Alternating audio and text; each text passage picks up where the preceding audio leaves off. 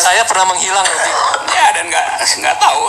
Kan mestinya negara bertanggung jawab, karena itu hak saya tuh. Hak saya untuk menyebarkan informasi diambil oleh orang lain itu. Bukan pemerintah kan? Saya duga pemerintah dan saya tuduh pemerintah tuh. Ya karena saya mesti menuduh. Anda boleh bilang bukannya, tapi saya tuduh pemerintah. Oke, terus. Ya, Oke, saya balik pada tema ini. Ada satu kekacauan sebetulnya. Karena bahasa Indonesia itu menggabungkan dua pengertian Inggris, liberty dan freedom itu. Itu soalnya tuh, sehingga yang diterangkan tadi baik oleh Fajrul, Kapita juga ngaco itu. Saya pelan-pelan ya. Ini kebebasan yang tidak bebas gitu. Rocky bicarain kebebasan sudah selesai bicara. Jangan ngaco. Jangan yang ngomong yang ngaco nih. Ya karena Rocky aja belum ngomong udah ngaco. Gimana nih? Ya karena itu nanti evaluasi. Gimana ngaconya itu? Jangan sampai ngaco terus. Oke, kalau gitu saya mulai dengan soal Kapita nih. Dia mulai dengan nama aja udah ngaco. Kapitra. Iya, Kapitra. Udah gini. Oke. Ada nanti saya kasih untuk menjawab. Dia dulu. Ya. Kalau nggak habis-habis. Undang-undang ITE mengancam kebebasan.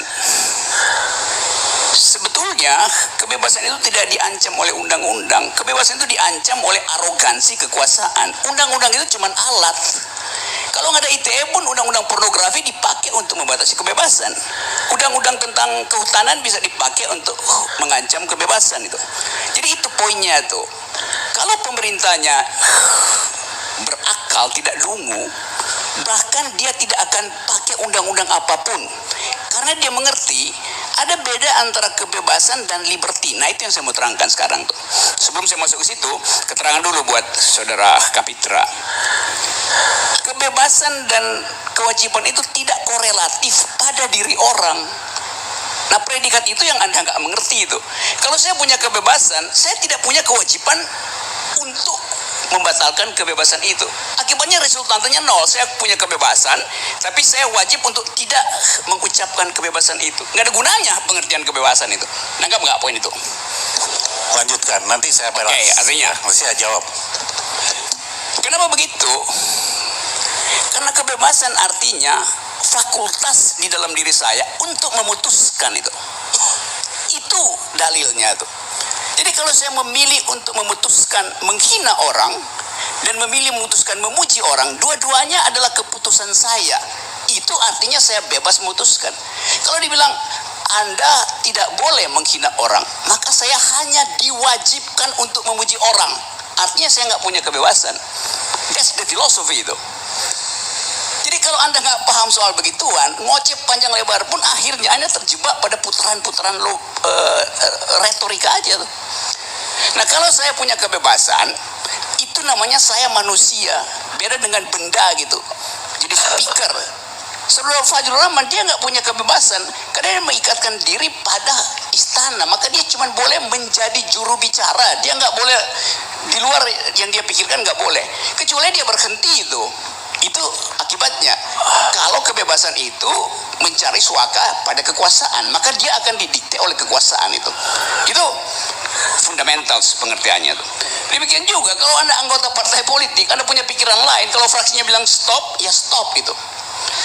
Nah, kebebasan macam itu bukan itu yang dibicarakan di dalam forum hak asasi manusia. Jadi jangan diputar-putar dulu. Oke, saya masih lanjutin ya. Oke. Sekarang kalau saya punya kebebasan, saya bisa memilih dengan tanggung jawab saya sendiri tuh. Jadi jangan disuruh tuh. Nanti orang bilang kalau Anda punya kebebasan Anda mesti netral. Lo Anda suruh saya netral, artinya Anda minta saya tidak bebas. Itu soalnya. Jadi cobalah ini forum semacam ini sekaligus saya kasih kuliah gitu deh. Sekarang kalau saya bikin tindakan untuk menghasilkan kebebasan saya, sekarang ya, act untuk menghasilkan kebebasan saya, yang boleh menghalangi saya itu bukan orang tapi negara tuh. Di situ masuk konsep liberty. Jadi kebebasan itu adalah kondisi internal saya sebagai manusia, as such gitu, ansik gitu. Liberty itu adalah kesepakatan di dalam komunitas. Kalau saya berhubungan dengan orang, bekerja di situ liberty. yang diaktifkan oleh hukum-hukum negara. Karena tindakan saya bisa merugikan orang lain, karena itu negara mesti batasi saya. Itu yang namanya persetujuan sosial.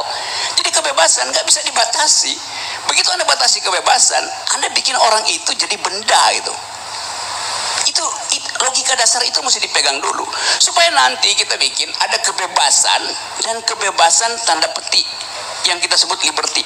Bahasa Indonesia nggak punya konsep itu kelemahan bahasa kita. Inggris punya freedom dan liberty gitu. Freedom itu adalah kondisi internal manusia tuh. Boleh dicabut nggak bisa dicabut. Begitu Anda cabut, Anda jadi benda. Thing in itself gitu, bukan thing for itself gitu. Das Ding an sich. Berhenti Anda bukan sebagai makhluk gitu. Begitu kebebasan dicabut.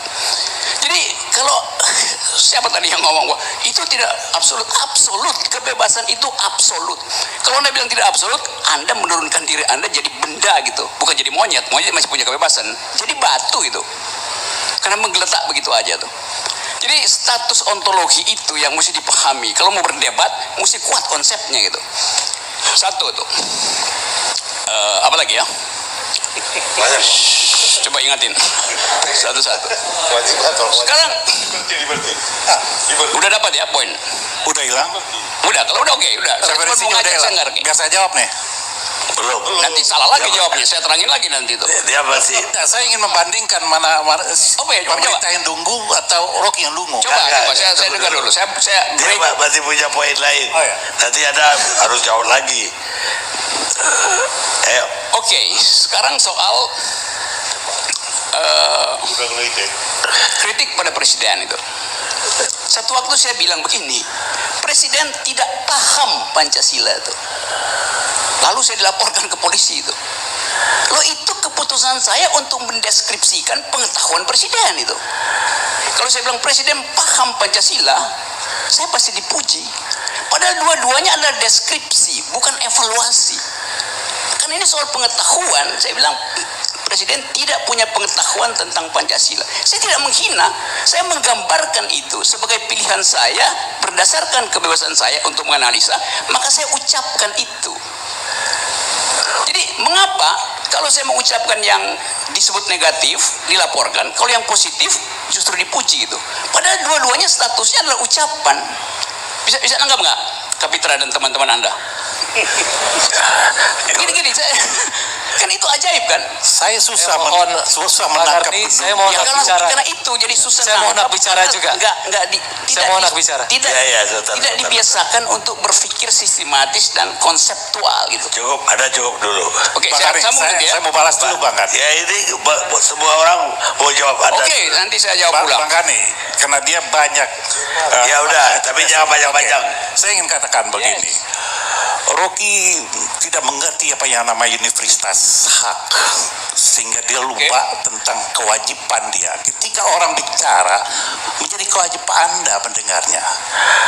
Ketika Anda Ini lagi, ini saya mulai dari awal yang Anda katakan, ya. Nah, Anda bicara kebebasan, tapi Anda sebenarnya sedang mengeksplorasi kedunguan Anda sendiri, karena dengan keliaran berpikir, dengan loncatan-loncatannya justru tidak sistematis.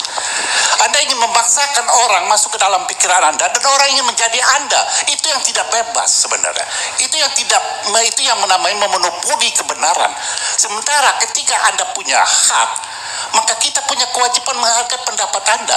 Anda tidak dapat menghargai pendapat orang. Itulah Anda tidak mengenal universitas kebenaran.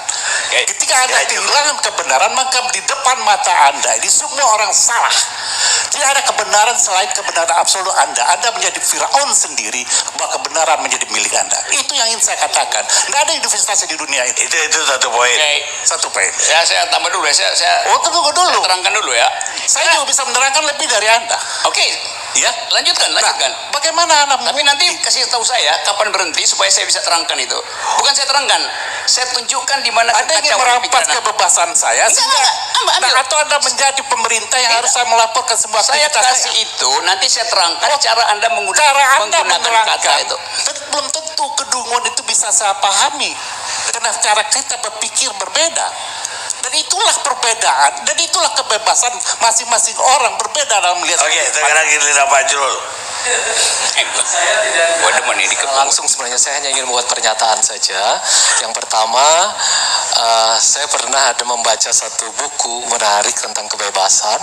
Dia mengatakan kalau misalnya ada satu orang atau Rocky lah tiba-tiba di sini berteriak entah di dalam bioskop atau di ruangan ini, kebakaran misalnya seperti itu ya.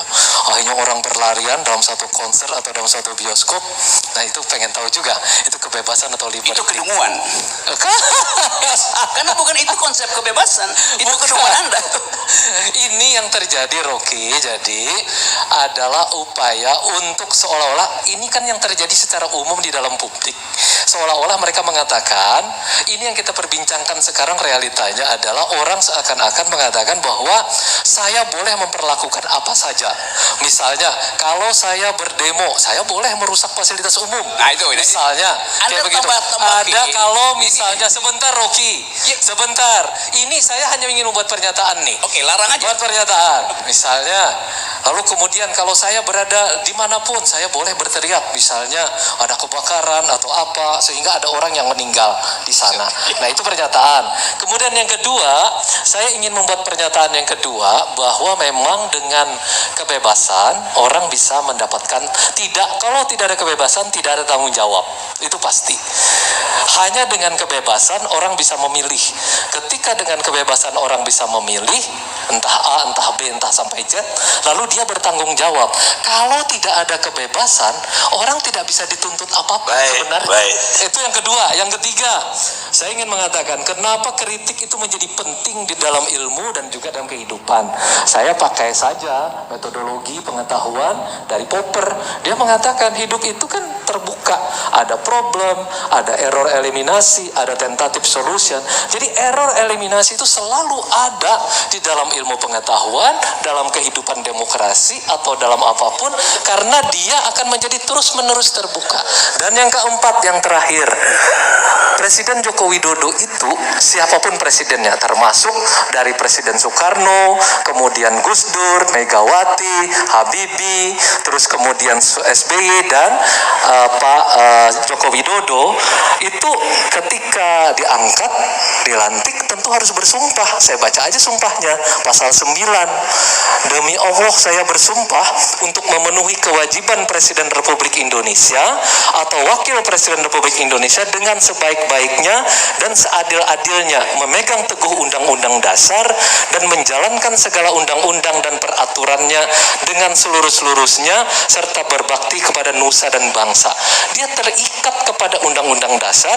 Di dalam Undang-Undang Dasar ada mukaddimah Pancasila. Dia juga terikat di sana. Jadi apapun yang dia kerjakan tidak akan bisa terlepas dari hal tersebut. Jadi di titik ini saya ingin membantah bahwa tidak, artinya keliru kalau mengatakan bahwa presiden atau wakil presiden tidak memahami Pancasila. Dia bersumpah demi Allah, kecuali Rocky tidak mengenal Allah, lain lagi. Iya. Mungkin. Anda mau jawab atau enggak? Saya masih terus ya. Kuliah saya belum selesai kan. Saya nggak bisa, ini udah jam 12. Oke. Kuliah nggak bisa. Oke, saya akan ringkas itu. Oke ya. Presiden Jokowi tidak punya pengetahuan. Semua presiden lainnya, Rocky. Dia semua bersumpah. Dia udah menjalankan Pancasila. Kecuali Anda menuduh bahwa semua SBY, Megawati, Gus Dur, sahabat kita ya Gus Dur ya. Udah Habibie dan Soekarno menjalankan Pancasila. Udah paham dia. Oke ya, ini semua orang bersumpah untuk tidak mencuri. Tapi orang melanggar sumpah itu. Jadi jangan anggap kalau presiden udah bersumpah maka dia paham gitu. Itu salah logikanya di situ. Konsekuensinya, Rocky, kalau dia melanggar Undang Pancasila dan Undang-Undang Dasar, selesai.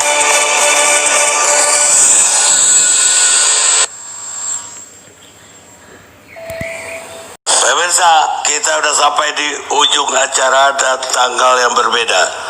Kita sekarang udah hari Rabu tanggal 4.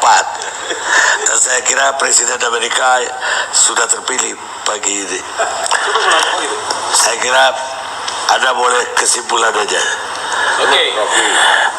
Oke, ini bagian terakhir aja bahwa kita perlu selalu untuk mempersiapkan diri secara intelektual agar supaya bangsa ini tidak dihuni oleh buzzer, influencer yang nggak ada konsepnya tuh. Negeri ini didirikan dengan konsep itu oleh para pemikir terbaik bangsa ini. Jadi saya hanya ingin pesankan itu. Nah, soal kebebasan tadi, poin saya sebetulnya adalah jangan anggap bahwa Presiden Jokowi sedang membangun kebebasan. Karena seringkali kalian itu membandingkan Jokowi dengan Soeharto itu. Ya jelas saja Jokowi lebih bebas suasananya daripada Harto. Itu kan bukan perbandingan yang tepat.